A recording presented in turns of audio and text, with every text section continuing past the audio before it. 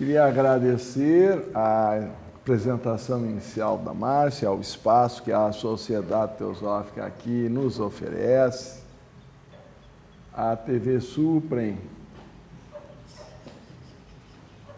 por mais esse programa que estamos apresentando, e me desculpar se eu tiver algum torcicolo metafísico, porque ao mesmo tempo eu tenho que fazer o lançamento online, presencial. Até o Rogério já chegou, é sinal de que eu estou no horário, tá certo? Então, esse livro ficou pronto também, graças a Deus, não é pela editora Teosófica, O Homem, Deus e Universo, é o motivo, livro-tema da Escola de Verão que nós vamos ter em João Pessoa. Essa vai ser presencial, mas também online, chamam hoje de híbrida, né? De 22 a 26 de janeiro de 2025. Então, não há motivo para chegar atrasado, já dá para sair de patinete agora, para chegar a tempo, certo? E, de alguma maneira, o livro já está pronto também, pode ir já lendo no caminho, até chegar lá, ó, o livro já está na ponta da língua para os nossos estudos. Ok? Então, eu queria agradecer também a Valéria Marques de Oliveira pela tradução, a Zeneida pela revisão, e também aos tradutores da primeira edição, que não eram da nossa editora, mas do grupo Annie Besant, que são a Maria Luísa e o Milton Lavrador. Por algum motivo que eu ainda não entendi, eu omiti a Vanisa Costa Lins, que recentemente faleceu, também tinha que estar na lista. Fica para errata para a próxima edição acrescentar. Eu jurava que eu tinha escrito esse nome, mas ele se perdeu em algum lugar dos meus neurônios, né? Então, muito importante, não sei se todos me escutam aqui, muito importante que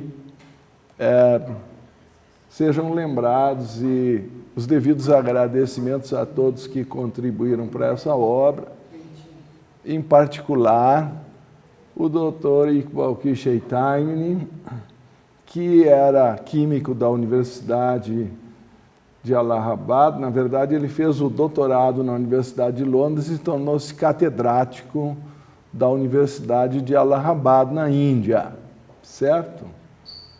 O que eu faço para evitar o torcicolo metafísico? Tá bom assim? Graças a Deus. Certo, Então, é uma situação ímpar, mas tudo bem. Importante, na verdade, é o livro, está certo? Estão botando foco aqui na minha pobre pessoa. Aliás, fizeram um destaque ao meu prefácio na obra. Eu até fiquei um pouco envergonhado, porque o prefácio do autor virou apenas prefácio da edição inglesa, mas o autor merecia um pouco mais de destaque. Em todo caso, eu devo agradecer pela atenção dada, não é? E gostaria, então, de focar mais na obra. Primeiro, a escolha do título, que nós mencionamos ser muito importante, porque indica a clareza do próprio autor nas principais questões da filosofia esotérica, da sabedoria divina, que são o homem, Deus e o universo. As grandes perguntas do ser humano remetem a essas três questões. Se vocês pegarem um dicionário de filosofia e procurarem um desses três verbetes, vai dar muito pano para manga, como se diz coloquialmente, páginas e páginas. Só em filosofia da religião, sobre a existência ou não de Deus, é uma discussão que, como dizem, não acaba. E Dr. Taimini viveu de 1898 a 1978 e, portanto, ele corresponde a um período aproximadamente de 100 anos depois da publicação, ou chegou a falecer próximo a 100 anos depois da publicação de A Doutrina Secreta, suponho que vocês todos saibam, obra máxima, obra-prima de Helena Petrovna Blavatsky. Então, aqui, lista de diagramas, o livro é todo cheio. Vamos dar uma olhadinha, olha só que maravilha. O ponto, o absoluto, o conceito de absoluto, o logos, a mônada, até chegar na grande ilusão, no som integrado. Isso tudo nós vamos estudar lá na Escola de Verão, e vocês podem nos acompanhar online ou podem sair de patinete já agora, porque né, vale a pena, já vai pegando um bronze para chegar no ponto, tá certo? É a beira do ponto mais oriental do Brasil. Eu estava conversando outro dia, uma palestra que eu estava dando para Angola, que de lá a gente tem a intenção de, franzindo um pouco o olho, ver os irmãos lá na África acompanhando também, tá certo? É o ponto mais próximo, né? Então não tem desculpa de não poderem comparecer, porque dá tempo de chegar lá, certo? E tem, olha só, 18 diagramas, para quem gosta de diagrama, é a glória máxima. Eu já dou de lavagem a primeira, já sobre o absoluto e os 7 planos, né? E aqui, o Homem, Deus e o Universo, uma introdução. Nós citamos aqui o nosso prefácio. Não sei se dá para acompanhar. A senhora Blavatsky diz com a obra originalmente publicada em 1888, que ela dizia, se o mundo fosse justo, a doutrina secreta seria reconhecida como preenchendo muitos dos elos perdidos da ciência, como será descoberto daqui a uns 100 anos. Ora, nós já passamos desses 100 anos, tá certo? Teria sido em 1988, mas a obra do Dr. Taimni já tinha sido publicada nessa época, e eu acredito, essa é uma posição internacionalmente verificável pela importância que o livro apresentou dentro do mundo teosófico. Ele foi agraciado com a medalha Subarral, que é geralmente oferecida uma vez cada 10 anos na Sociedade Teosófica como prêmio literário. Então, é uma obra que parece complementar e cumprir essa expectativa da senhora Blavatsky, agregando tantas evidências e mesmo corroborações científicas disponíveis 100 anos depois. Então, a obra de Blavatsky é ótima, acho que eu não preciso dizer isso, até suspeito para falar, porém, claro que com a ciência ou o apoio das corroborações da ciência do século XIX. Evidentemente que, quando ela diz 100 anos depois, ela está se referindo, eu suponho, às descobertas que a ciência faria no século XX. E, ademais, também a mudança da condição mental, a abertura da mente das pessoas para o estudo de religião comparada, coisa que no século XIX era muito restrita. Então, ela coloca naquele seu clássico artigo, É a Teosofia uma religião?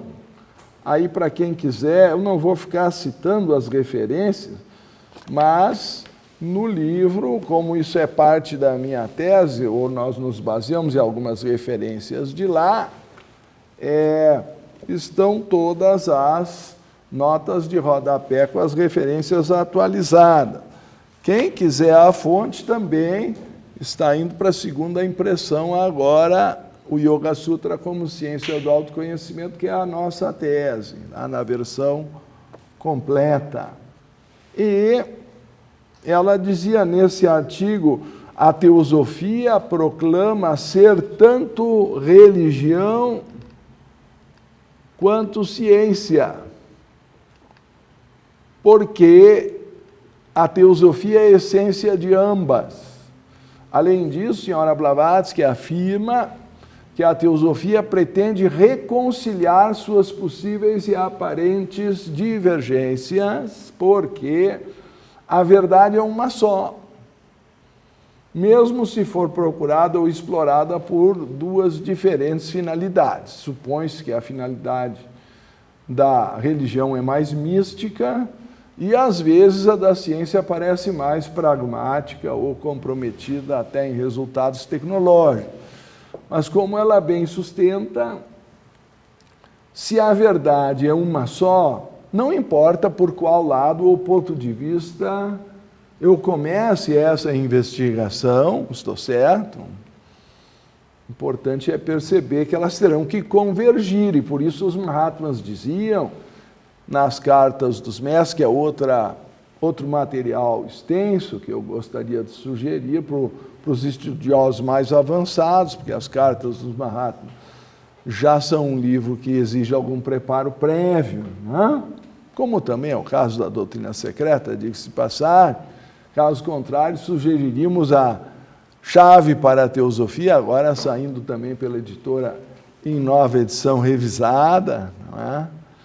E essa sim, estruturada em perguntas e respostas para tornar a temática mais acessível.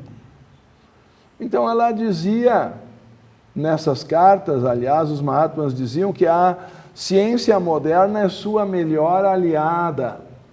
Por quê?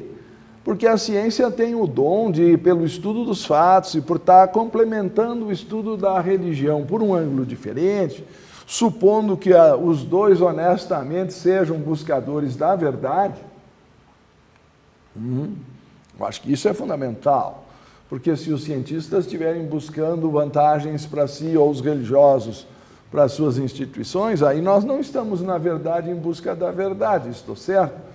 Aí as pessoas estão desviando a verdadeira busca por interesses outros. Mas ela, então, voltaria a dizer, conforme mencionei na minha tese, que a ciência tem o dom de, pelo estudo dos fatos da natureza, vencer as impurezas, o obscurantismo, as superstições, que vão sendo agregadas ao ensinamento original do instrutor, vamos supor, o Cristo, o Buda, Shankara, etc., Krishna, e produzem o progressivo declínio das religiões que eles buscavam regenerar. Então, é no mínimo contraditório, mas as religiões vão se oxidando, como tudo nesse mundo, né? Eu costumo dizer que se até o ferro enferruja, imagina a gente. De vez em quando tem que botar um WD-40 aí para não estralar, as nossas articulações não ficarem muito crocantes, né? Mas as coisas vão se oxidando e a verdade vai criando ferrugem, asa em árvore, vai... Enfim, qual é o elemento aí que nós vamos usar para remover essas impurezas, senão a busca dos fatos pela ciência? Então, esses Mahatmas também afirmaram sobre a polêmica questão central da religião, sobre a existência de Deus, que para Brahman, mais Maya se torna Ishvara, ou seja, o absoluto, quando manifestado no reino transitório e ilusório da materialidade de Purusha, se manifestando em Prakriti, o espírito se manifestando na matéria, ele vai gerar ou depender de um princípio criativo, que é geralmente chamado de Ishvara, Por isso, os Mahatmas dizem um poder normalmente chamado de Deus, que desaparece e morre com o resto quando vem o pralaya ou o período de repouso ou noite de Brahma. Então, nós consideramos aí, é compreensível que muitos desses termos da filosofia oriental criem uma possível confusão no leitor ocidental e, por isso, demandem progressiva e pedagógica explicação. Eu acho que é essa a grandeza do livro. Ele vai desde o início, conceituando o que é o absoluto, o que são os tátuas dos seus desdobramentos, ou os princípios que vão levando à manifestação, desde o imanifestado, certo? E, em síntese, como nós citaríamos do capítulo 1, e por que não até o início do capítulo 2, que é o ritmo cósmico, eu vou citar basicamente a ideia de que, tratando do conceito do absoluto, que é aqui chamado Parabrahman na tradição oriental, destacou-se que o princípio supremo deve ser uma síntese perfeitamente harmoniosa de todos os opostos possíveis. Então, essa é a ideia fundamental do capítulo 1, que, aliás, é um resumo da obra, embora eu não dispensasse o prefácio, não o meu, mas o Dr. Taimini, que ali está com o nome de prefácio da edição inglesa, porque ele avança gradualmente em todo o processo histórico, inclusive de relativa separação entre religião e ciência no Ocidente, sendo ele, eu volto a dizer, um cientista da Universidade de Allahabad, formado na Universidade de Londres, um especialista em química, um professor catedrático, e por isso ele faz uma ponte extraordinária entre a temática mística e o tema dito científico, a partir também da sua formação como Brahmane, que era na família em que nasceu na Índia. Então, ele é uma pessoa especialmente qualificada para essa obra, e ele diz, volto aqui ao ponto, que o absoluto, que ele compara com o número 0, destacou-se que o princípio supremo deve ser, eu prefiro ali como está no capítulo 2, vamos ver se eu consigo achar, o princípio último, né? Deve ser uma síntese perfeitamente harmoniosa de todos os opostos possíveis. Então, quando eu tenho o número 0, ele está também simbolizando o mais 1 e o menos 1. Tá? O mais 2 e o menos 2. O mais 3 e o menos 3, porque quando eu junto o mais 1 com o menos 1, dá 0. Quando eu junto o mais 2 com o menos 2, também dá 0, e assim sucessivamente. Então, é como se a soma da contabilidade universal tivesse que dar 0 para provar a harmonia das despesas e das receitas. Tem aqui especialistas melhor do que eu nessa área. Estou apenas lembrando o ponto básico dessa ideia de que o universo, no seu coração, tem que permanecer neutro. Então, todos esses princípios, ou os opostos possíveis, devem estar contidos de forma integrada em todas as suas qualidades, que encontram depois expressão e são a base do universo manifestado. Alguém diria, bem, mas o princípio criativo então vai produzir a criação. Os teósofos, de modo geral, evitam chamar exatamente de criação ou de criador, porque sustentam que o universo é cíclico. Então, a ideia que aparece na segunda proposição do proêmio da doutrina secreta começa a ser aceita pela vanguarda científica, Como o livro é de 1969, eu tomei a liberdade de acrescentar alguns exemplos ainda mais modernos, tá? E por isso, nesse princípio de reconciliação da religião com ciência, Taimni começa seu primeiro capítulo tocando temas sutis da literatura teosófica como o absoluto ou Parabrahman, de Deus manifestado ou não pela clássica questão do Deus pessoal e impessoal. Então existe uma discussão muito grande. Alguns, quando aceitam a ideia da divindade, só conseguem aceitá-la de forma impessoal, que é chamado Nirguna Brahman. Na tradição hindu, Nir é um negativo, Guna é qualificativo, atributo, né? Na Samkhya são 3, que são Tamas, Raja, Sattva, a inércia, o movimento e o ritmo. Mas Triguna Raitam seria sem atributos. Então Nirguna Brahman segue essa linha de interpretação. Outros acham que se não for pessoal a divindade, se Deus não for pessoal, ele não é um Deus. E aí chamam a isso na tradição oriental de Saguna Brahman. Então isso é uma discussão que toma inicialmente 3 páginas no capítulo 1 e depois se alonga em respectivos capítulos, porque o capítulo 1 é uma espécie de síntese ou um sumário de toda a obra, iniciando a nossa compreensão de que se houver esse princípio absoluto, ele deve ser capaz de conter todos os outros princípios de forma harmoniosa e equilibrada, certo? Aqui é dito integrada ou somando zero, de forma neutra.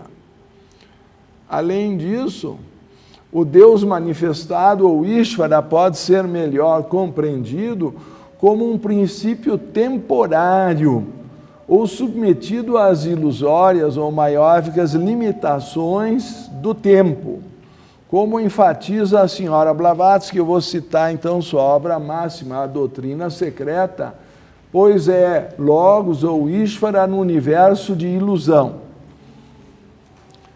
Por que falam nesse conceito de ilusão na filosofia vedantina, que vocês vão ver, os próprios Mahatmas parcialmente adotam? Diz ali a senhora Blavatsky, ou citando os Mahatmas no ensinamento vedantino, os vedantinos afirmam que só a emanação de Parabrahman possui atributos. Por exemplo, quando eu digo que Deus é bom, aí surge aquela discussão de onde vem o mal. Eu suponho que vocês conheçam aquela clássica discussão de que Deus é bom, de que Ele é o Criador de tudo, e que ainda assim o mal existe. Se Ele criou o mundo e Ele é bom, por que existe mal no mundo? Não sei se vocês já enfrentaram essa antiga dificuldade filosófica. E eu até tenho um artigo mais volumoso e talvez muito técnico aqui para a ocasião sobre o tema, mas se tiverem interesse, foi publicado na revista Teosofia, acho que em 3 partes, porque era um pouco longo. E fica com o nome de A Origem do Mal no Budismo, no Cristianismo e no Hinduísmo. Se então nós pensarmos sob esse ponto de vista, alguns preferem adotar que Deus não é onipotente ou não é todo-poderoso criador de todas as coisas, porque se ele não é onipotente, aí paciência, ele teve boa intenção de criar o mundo e o mundo saiu do controle.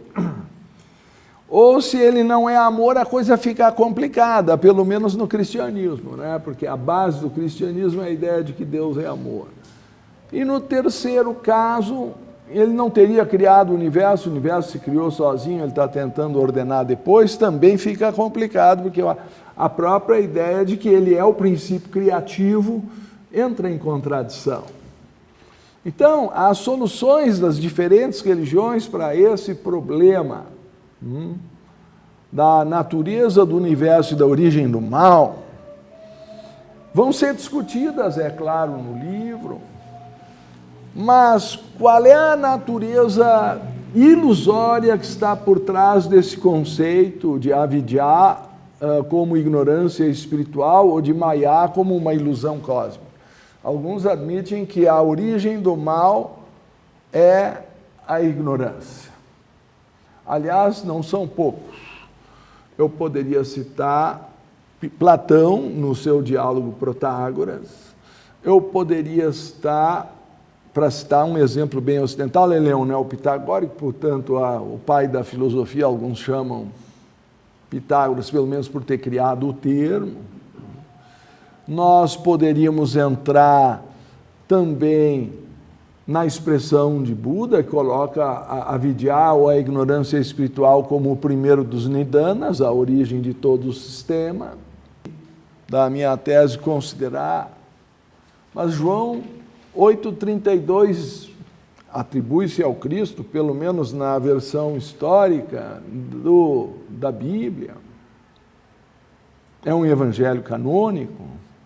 Teria dito: conhecereis a verdade e a verdade vos libertará. Interpreto da seguinte forma: a falta do conhecimento da verdade, então seria a causa do aprisionamento ou escravidão à matéria, ao sofrimento, às condições da vida, que muitas vezes chamamos de condição humana. Não? Faz sentido, porque se a verdade, o conhecimento da verdade liberta, a falta do conhecimento deve escravizar. Então eu acho que, com outras palavras, o Senhor Cristo está dizendo a mesma coisa, que a causa do mal é a ignorância da verdade. Certo? Então nós estamos vendo que, como é dito aqui pelos mestres, nós não somos vedantinos advaitas ou monistas, mas nosso ensinamento com respeito à vida una é idêntico ao dos vedantinos advaitas, com relação a Parabrahman ou absoluto, e nenhum verdadeiro vedantino advaita treinado filosoficamente jamais se definirá como agnóstico, porque sabe que ele é idêntico em todos os aspectos à vida e à alma universal. Ou, traduzindo numa linguagem mais simples, Deus tem que estar no nosso coração. O absoluto tem que ser totalmente onipresente e subjacente a todo o universo, se é que nós podemos entender que há uma unidade subjacente a tudo, e é por isso tão profunda a interpretação do capítulo 1 sobre o absoluto. Primeiro, porque ele diz que contém todos os opostos. Segundo, porque os opostos têm que ser harmonizados. E aí, não sei se vocês já ouviram da lei de harmonia universal, que os orientais costumam chamar de karma. Ele diz: a lei do karma nada mais é do que a lei de causa e efeito, operando ao nível da vida humana e acarretando ajustamento entre o indivíduo e outros a quem afetou por seus pensamentos, emoções e ações. Os ajustamentos que restauram o equilíbrio da natureza. Então vejam bem, temos aqui os 3 níveis: o homem, Deus como princípio criativo e a natureza ou o universo como sua criação. Essa natureza tem leis, e essas leis são expressão desse princípio da vida una universal. Então é dito que os ajustamentos que restauram o equilíbrio da natureza são de 2 espécies, podem ser imediatos ou retardados, alguns chamam de diferidos, seguindo um período de acúmulo, porque para chegar a apresentar-se com efeito, ele tem um retardo para subir ao nível emocional e mental para depois descer, como a água precisa primeiro evaporar para depois vir a ser precipitada como chuva. Então, algumas ações físicas têm ação e reação imediata, como a lei de Newton. Mas aquelas que envolvem desejo, intenção, pensamento, elas têm um processamento no reino da natureza e nas suas leis muito mais lento, podendo eventualmente incidir somente em vidas futuras.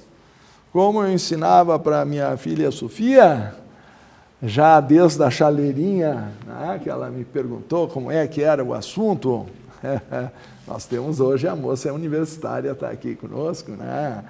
Mas houve um dia que ela perguntou como é que era essa história da morte, certo? E eu mostrei na chaleira, olha, está vendo essa fumacinha saindo aqui pelo bico da chaleira? Ela vai chover em algum outro lugar. Aquilo é água em forma de fumaça. Não vou falar em vapor d'água. Então eu inventei, para não falar em corpo astral, corpo mental e outros veículos da consciência, para uma criança de 5, 6 anos, nós falamos no corpo de fumacinha. É uma coisa compreensível que há uma sublimação por uma temperatura mais alta e depois vai reincidir à condição original em forma de precipitação, ou se vocês gostam do termo hidrológico, cubo pluvial tombado, tá? Que é geralmente traduzido como chuva. Mas na academia as coisas são um pouco mais complexas, né? As reações naturais são imediatas na região da matéria inanimada, enquanto que no caso dos humanos, seres conscientes, elas são mais ou menos retardadas, porque existem esses ingredientes do desejo e da intenção, ou do astral e do mental, ok? Então ele vai explicando, eu acho, de uma maneira extraordinária, como esse princípio que mantém a unidade do universo é a causa da reação que vem da ação, porque para preservar o todo, eu gosto de comparar com uma pedra caindo num lago, ela transmite a perturbação, originalmente de um ponto, para manter a unidade do lago por ondas concêntricas que vão até a margem e retornam. E isso os orientais chamam de karma, se nós considerarmos a reação do que nós pensamos, do que nós sentimos e do que nós fizemos. Cada uma no seu próprio nível. Então vai haver uma reação psicológica, uma reação emocional e uma reação física. Tem até um livro que eu gosto de recomendar, A Doença como Caminho, que tenta trabalhar as ideias psicossomáticas, de como a condição emocional e mental, aliás, o Rüdiger tem um segundo livro intitulado Enciclopédia de Psicossomática, que aprofunda essa temática, de como, no fim, as nossas doenças são somatizações ou acelerações de processos que começam na mente, coisa que já dizia Hahnemann, o fundador da homeopatia, que a alma adoece antes do corpo. Claro que nós não temos todo o tempo do mundo, mas eu gostaria de, pelo menos, a frase final do Dr. Taime, essa lei de compensação não governa apenas as esferas limitadas da vida ou os fenômenos naturais, ela é universal em sua aplicação. Ela é universal e inviolável porque é a expressão do fato de existir no âmago da manifestação uma realidade última perfeitamente equilibrada, a que chamamos de absoluto. A compensação governa todas as esferas da vida e da natureza, porque o universo tem as raízes no absoluto, nesse número zero, a conta tem que fechar em zero, nós chamamos ocidentalmente de teodiceia ou justiça divina, e é a expressão dele. E como um giroscópio, ao pender para um lado, tende a voltar automaticamente à posição de equilíbrio para o outro, né? Então, eu não vou entrar em toda a questão do ritmo cósmico, mas vou dar uma noção, pelo menos, porque não está, acho, suficientemente claro para as pessoas que, na medida em que existir um Deus pessoal, ou Saguna Brahman, ele está submetido ao Nirguna e mesmo ao absoluto, se quiserem diferenciar os níveis do imanifestado. Portanto, quando o princípio criativo cria um sistema solar, que os teólogos, para diferenciar, preferem chamar de logos, ou palavra em português, ou verbo em latim, logos é o equivalente grego. Então, o logos, ao se manifestar, ele é submetido a uma lei maior que é a lei do karma, que é universal. Ele pode administrar a lei do karma e tentar ajeitar os números para melhorar a conta, mas ele não consegue simplesmente eliminar os karmas. Por isso a figura de que ele se sacrificou pelos outros, ou como Shiva bebe veneno e segura na garganta, por isso ele fica com a garganta azul. Então esses equivalentes de intermediação ou interferência na lei de ação e reação aparecem aqui ou ali, mas eu gosto muito daquela expressão que eu suponho todos conheçam também, desse livrinho, O Luz no Caminho, que é uma síntese da teosofia apresentada entre a parte 1 e a parte 2, na verdade, do Idílio Lótus Branco, do mesmo autor. Cada homem é o seu próprio e absoluto legislador. Produzindo para si glória ou trevas, é o decretador de sua vida, recompensa ou punição. Então é ele que, na verdade, é o responsável pelo que lhe acontece, por mais que ele tenha esquecido, quando ele semeou aquilo que agora ele eventualmente está colhendo, ou nem compreenda que, por exemplo, a doença é fruto de um pensamento ou emoção desgovernada de um período distinto da sua vida.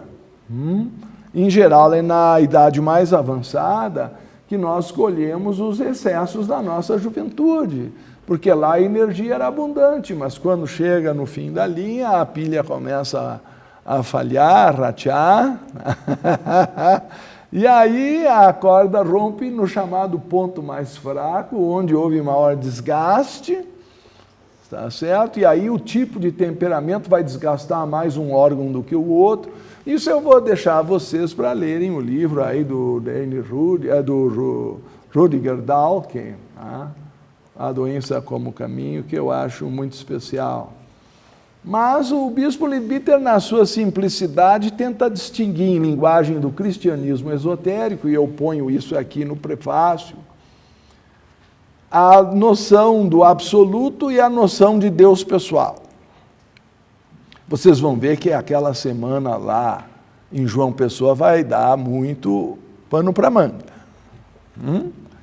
Estão todos convidados para a Escola de Verão de 22 a 26 de janeiro. Ainda dá tempo de comprar o tal do patinete, certo? Fazer reserva no hotel é bom, mas sempre tem ali na ponte, tem uns lugares ali, dá para comprar também uma barraquinha, né?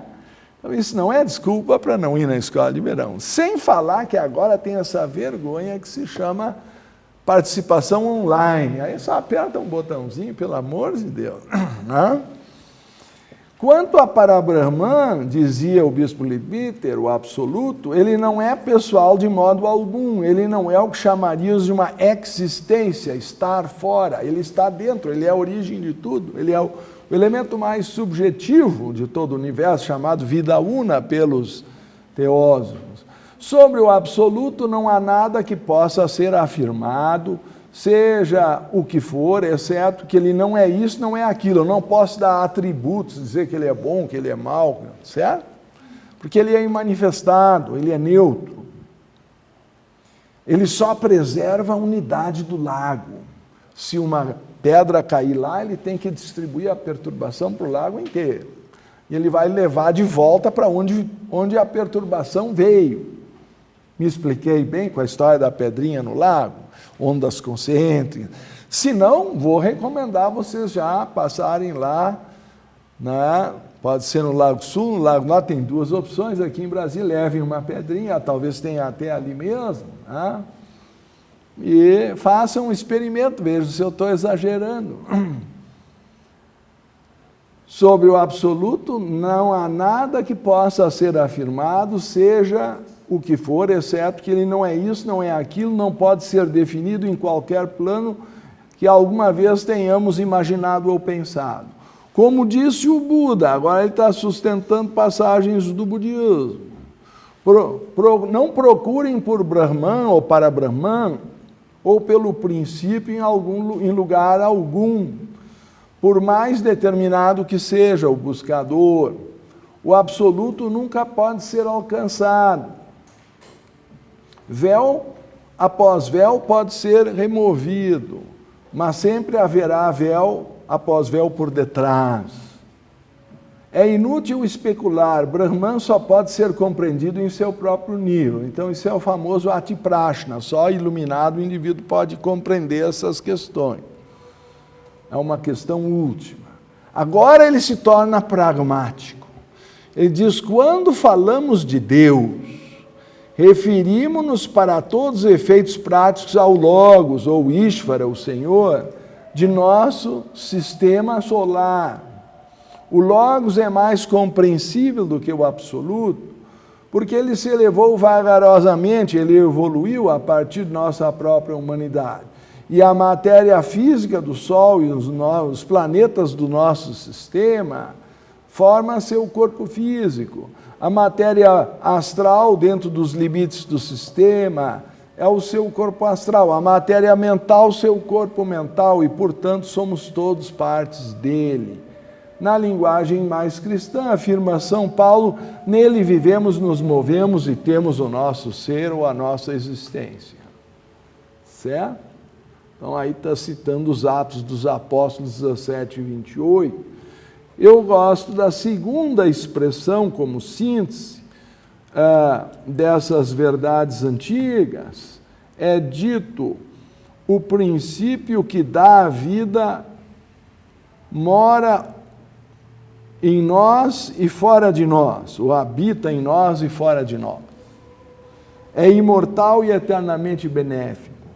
Não é ouvido, nem visto, nem sentido pelo olfato, mas é percebido pelo homem que deseja a percepção. Isto é o êxtase, estar fora do corpo. A experiência que o cristão chama de arrebatamento, que o budista chama de satori, pelo menos no Zen budismo japonês. A ideia de uma experiência mística que leva a pessoa a uma percepção fora dos 5 sentidos. Então, Deus pode ser conhecido nesse nível, e é disso que trata o título, da relação do homem com Deus e com o universo e suas leis, incluindo aí a principal, que seria a lei do karma. E porque temos ele em nosso coração, também a primeira dessas verdades é mencionada, a alma do homem é imortal, e o seu futuro é o futuro de algo cujo crescimento e esplendor não tem limites. Gosto muito da conclusão do autor. Essas verdades são grandes como a própria vida, são tão simples como a mais simples das mentes humanas, alimentai com elas os famintos. Então nós não temos por que dizer que a teosofia tem que ser complicada, ainda que aqui a demonstração seja baseada na ciência, certo? Então, da discussão entre o espírito e a matéria, eu vou citar a expressão oceano infinito de luz, da senhora Blavatsky, no volume 2 da Doutrina Secreta, que ela caracteriza esse oceano. Tais seres são os filhos da luz, porque emanam e são autogerados naquele oceano infinito de luz, ora chegando a um lado de atividade, ora chegando a um lado de repouso. Um vai gerando o outro, por isso que se evita teosoficamente falar exatamente numa criação, mas se quiserem nesse raciocínio, Einstein já se manifestava seu interesse quando leu a Doutrina Secreta, e aí nós temos referência de que sua sobrinha afirmava na respectiva biografia que seu tio sempre tinha uma cópia de A Doutrina Secreta de Blavatsky na sua escrivaninha. E isso, num livro que eu devo também recomendar, Blavatsky, A Vida e a Influência Extraordinária da Fundadora do Movimento Teosófico Moderno, publicado pela editora Teosófica. É a mais completa das biografias de Blavatsky que eu, pelo menos, conheci, li várias. Nesse ponto, surge na vanguarda da ciência moderna a hipótese do Big Bang, que vocês devem conhecer, que o universo explodiu de uma singularidade original. Mas, mais recentemente, como descrita por Stephen Hawking, como uma grande explosão a partir de um ponto inicial, ou uma singularidade no início do universo há cerca de 15 bilhões de anos.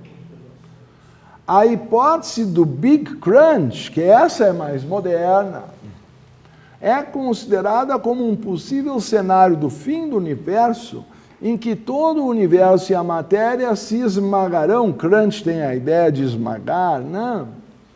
Formando uma singularidade. O elemento mais recente que traz alternativas ao Big Crunch no retorno a alguma singularidade foi a descoberta dos buracos negros, aos quais, vocês sabem, John Wheeler, em 1969, assim denominou o buraco negro, como a região do espaço-tempo de onde nada, nem mesmo a luz, consegue escapar devido à gravidade ser tão forte. Então, como o fóton tem alguma massa, nem ele consegue escapar da gravitação. Na verdade, o modelo do universo cíclico é defendido atualmente por Steinhardt, da Universidade de Princeton, e Turek, da Universidade de Cambridge, em artigo publicado no renomado repositório ARXIV. Esse não é número romano, mas é uma coordenação de trabalho deles, da Universidade de Cornell, com o seguinte resumo. Propomos, veja, isso é ciência do século XXI, propomos um modelo cosmológico no qual o universo passa por uma sequência interminável de épocas cósmicas, cada uma começando com um Big Bang e terminando com um Big Crunch. A temperatura e a densidade são finitas e a cada transição de crise para crise. E em vez de ter uma época inflacionária, cada ciclo inclui um período de lenta expansão, com a aceleração, como observado recentemente, seguido de contração lenta, e a combinação produz homogeneidade, planicidade, flutuações de densidade e energia necessárias para iniciar o próximo ciclo. Então, a vanguarda da ciência moderna está aceitando a segunda proposição da doutrina secreta de Blavatsky, como ela previa que aconteceria 100 anos depois. E o livro do Dr. Time nos traz essas reflexões, sendo que eu acrescentei algumas evidências do século XXI.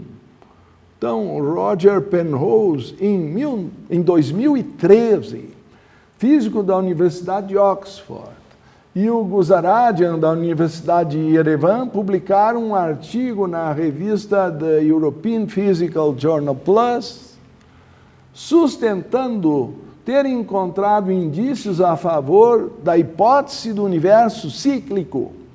E esses indícios foram detectados a partir dos dados do satélite WMAP, lançado pela NASA. Eu não vou ler tudo isso aqui, sonda americana projetada para fazer um mapeamento do universo de radiação cósmica, e podem ser interpretados como o fim de outro universo anterior ao Big Bang, que deu origem ao universo atual.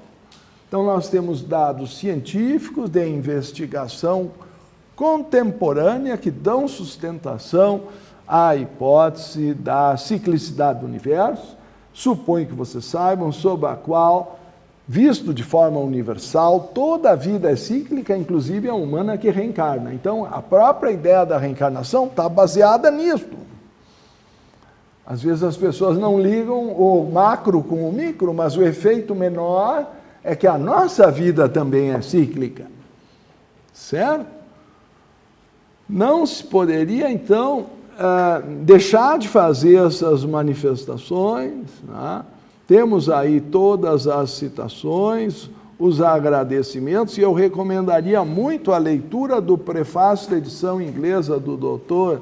Taimni, porque ele começa do ponto de vista materialista e espiritual, e ele vai dando o fundamento de como cada um dos dois foi surgindo e onde nós estamos no meio dessa confusão, e como o livro O Homem, Deus e o Universo pode tentar equacionar isso em linguagem do século XXI, ou com base na doutrina secreta do século XIX, mas eu estou propondo aqui uma atualização científica que essa obra contribui, e eu diria assim, corrobora a doutrina secreta e a atualiza. Daí a importância da obra que estamos lançando hoje, e a importância de eu convidar vocês em tempo para se inscreverem para a escola de verão que se baseará sobre este livro de valor inestimável, certo? Mas agradeço assim a disposição de todos em elevar pensamentos nessa direção, dar atenção a essa nova obra publicada pela editora Teosófica. Se, porém, contudo e entretanto houver perguntas, eu passo a palavra a nossa querida irmã Márcia, que conduz os trabalhos.